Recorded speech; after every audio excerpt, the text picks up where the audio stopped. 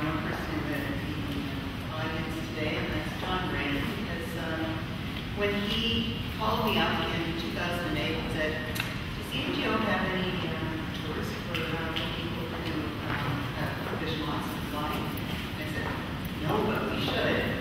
And that's kind of how we got started. We really needed to partner with other people in the institution, and particularly with conservation, to make sure that we could find works that could be accessed, be touched, and we just kind of went from there. So we have now a variety of access programs. We have a multi-sensory program for people with vision loss. We have the American Sign Language tours that we do, and we have a partnership with George Brown College and a program of interpretation that we do once a week. We have art at the moment for people with Alzheimer's and other forms of dementia, and we do that program also in partnership with the Toronto Alzheimer's Society. So those partnerships make things really very successful, I think. The community access program for people living with schizophrenia and other forms of mental illness is another offering that we have. And still to come, one program that we've developed but have not had our first session yet is the program for autism spectrum disorder. So it's a respite program for families with children with autism. And what we'll do is invite families to come and bring their children. We'll have an experience in the hands-on center, and the family will have an opportunity to visit the gallery at that time. So kind of a neat program. So it kind of started with looking at some of the objects in our collection and how we can make those accessible, and how we can make them something that people could both handle or appreciate. And we decided to go for a multi-sensory approach. So here are some Chinese snuff bottles. Well, we were able to find snuff bottles in the area close to the art gallery. So I bought some contemporary facsimiles, filled them with lavender and with cloves, so that when they're handed out to people, you could open up the top and have this great olfactory sensation. Well, that is not necessarily a child approach, a childish approach. I mean, when we invite people in, we want them to realize that it's a very adult experience, and so we try and make the connections to things that art collectors might have experienced. Ken Thompson was a real person who loved to touch things, and his collection is one that really emphasizes the tactile. So here we have a group in the European Salon, and this is a group of people with vision loss, and they're experiencing a verbal description of the Marchesa Casati. Well, she's a real character, and there's a lot of stories around her personality. But what we ask is that the visitors take on a pose. So it's described, and they will take on pose, and pretty soon you realize that when you put your hand on your hip and you put your shoulder forward, that it really gives you kind of an attitude. So that's kind of one of the ways we engage, and then we also have the opportunity to touch the Jacob Epstein Marchesa Casati. So that was an object that one of the curators agreed to have moved into a place in the gallery where it could be accessed, because it previously had been high up on a wall. So we have to get the whole institution involved in making it more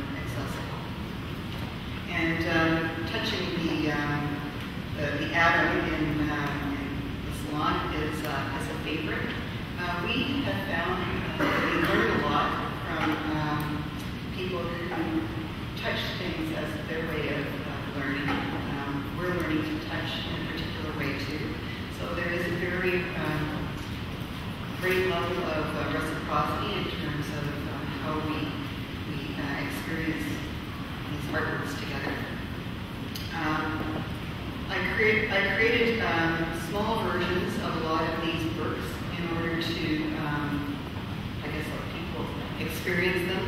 Touch is one of those things. In fact, I'm on a touch mitigation team.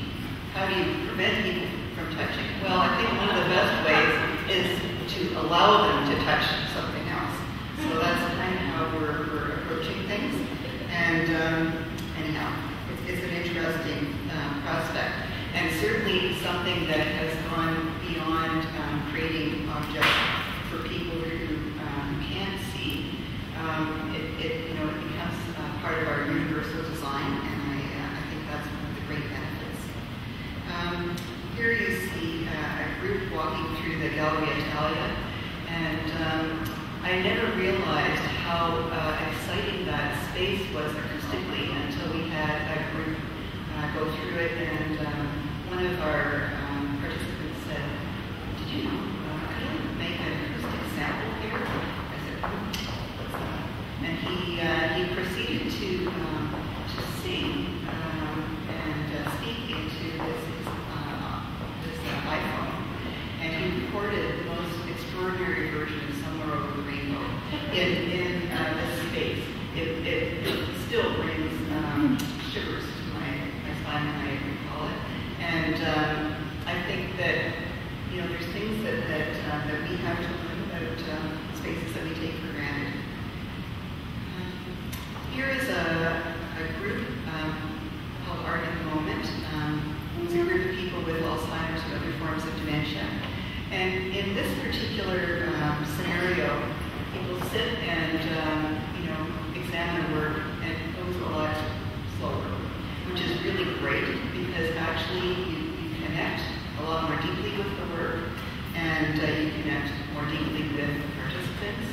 So it becomes a much more social prospect, and the gallery guides who do this program love it.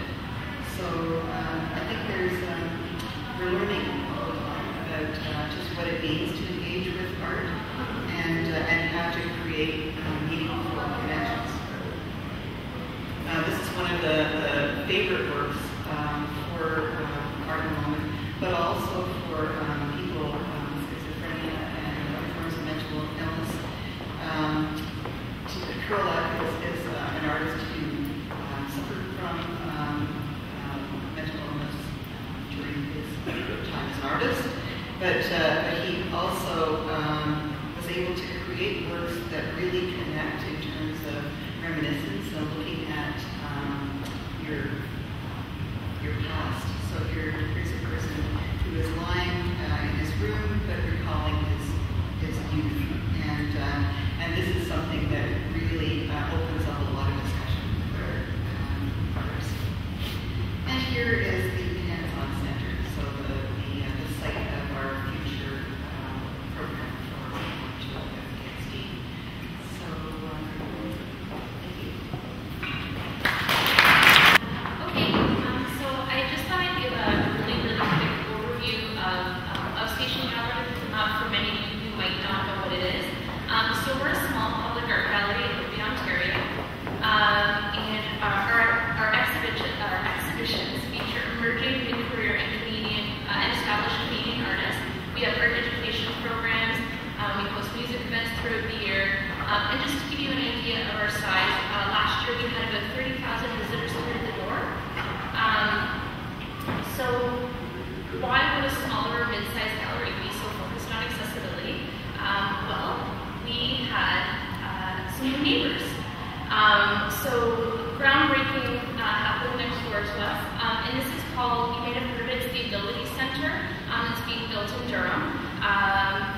Once it's built, it will be a fully accessible recreation, athletic, and performing arts facilities for persons of all ages and abilities. And just to give you kind of the scope, this big dome that you see here, inside there's three full-to-scale courts, basketball courts, as well as a regulation running track inside, performing arts studio, as well as what's the word?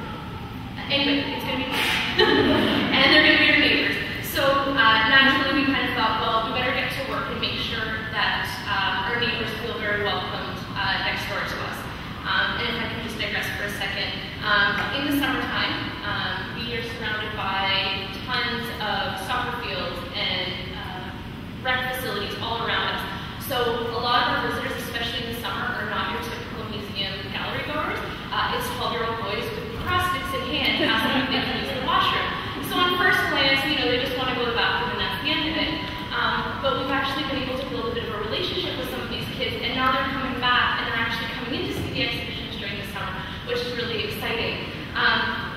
And the reason I make this point is we're hoping that the Ability Center will feel as comfortable and want to, come across the parking lot and give us a try as well.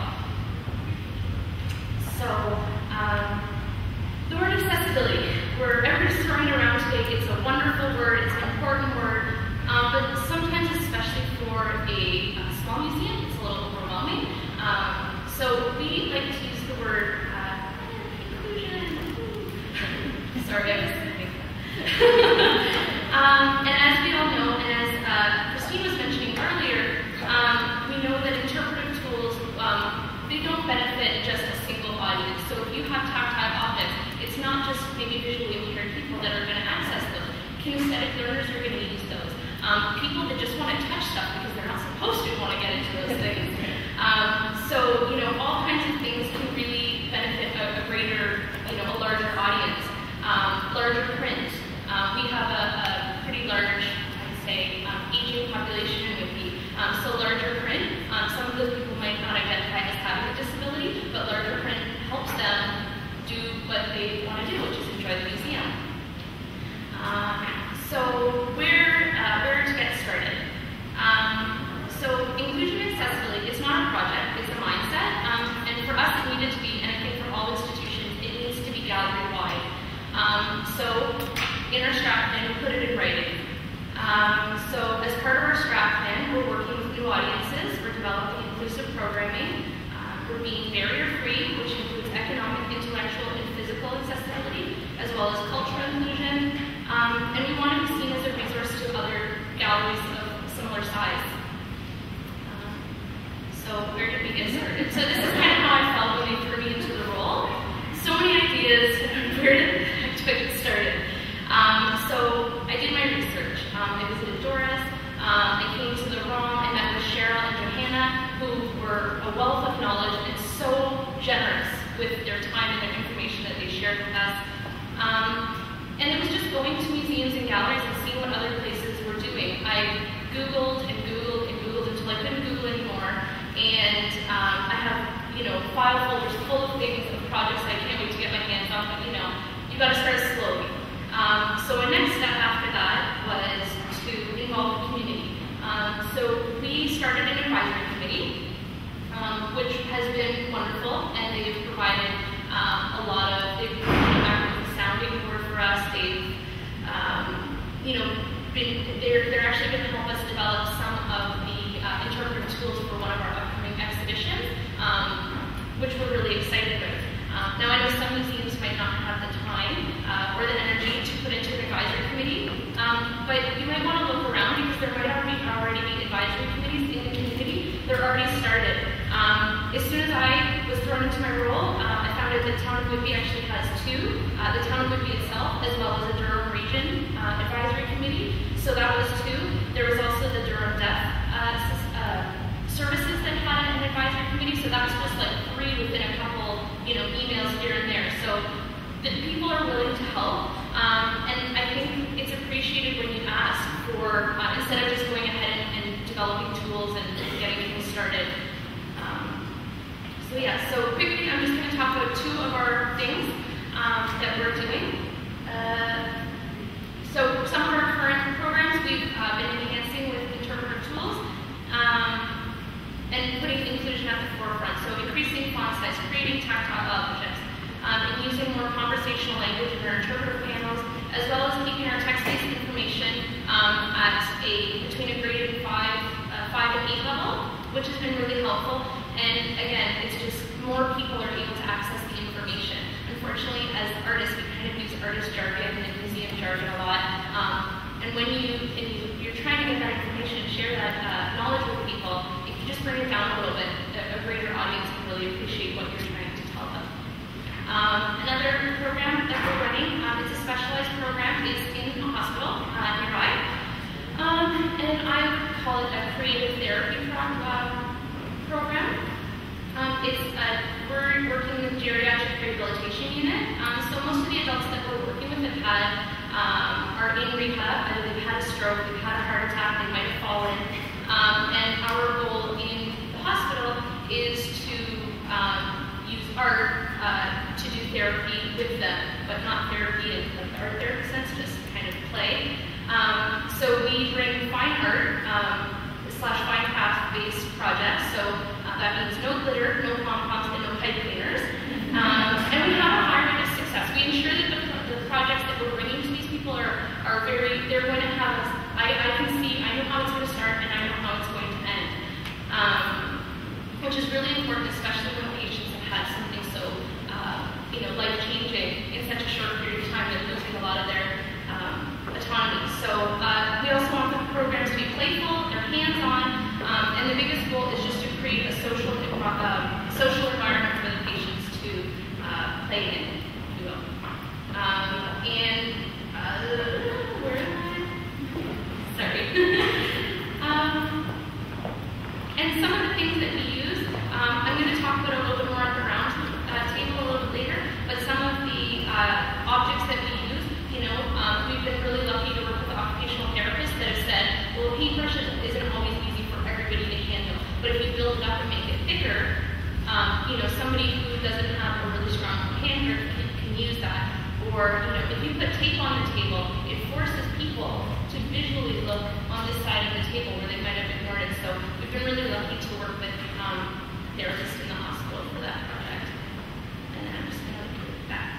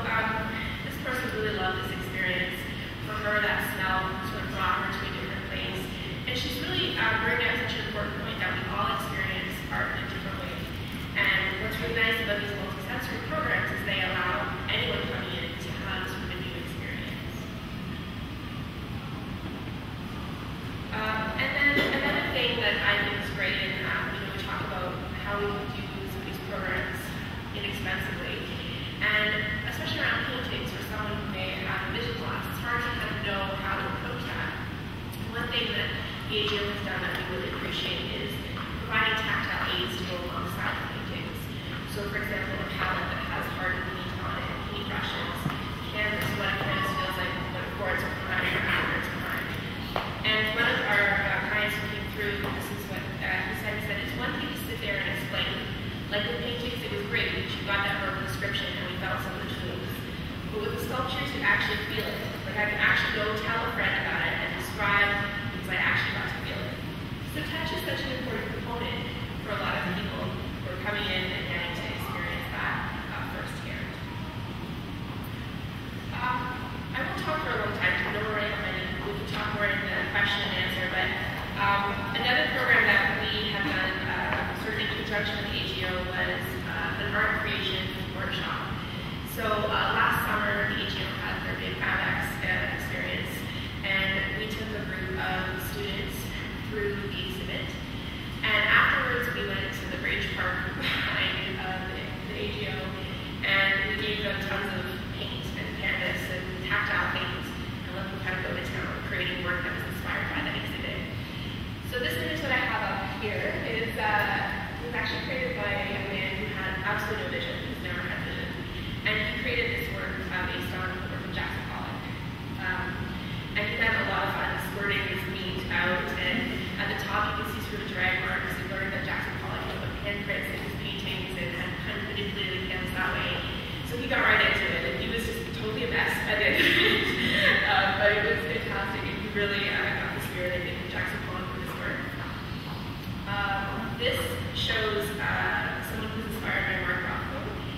And it's hard to see on the slide, but there's actually pieces of felt that were also laid under the paint in this piece. So the person kind of gave it that tactile element as well, being inspired by what they heard about, seen in the museum, and experienced. And lastly, this was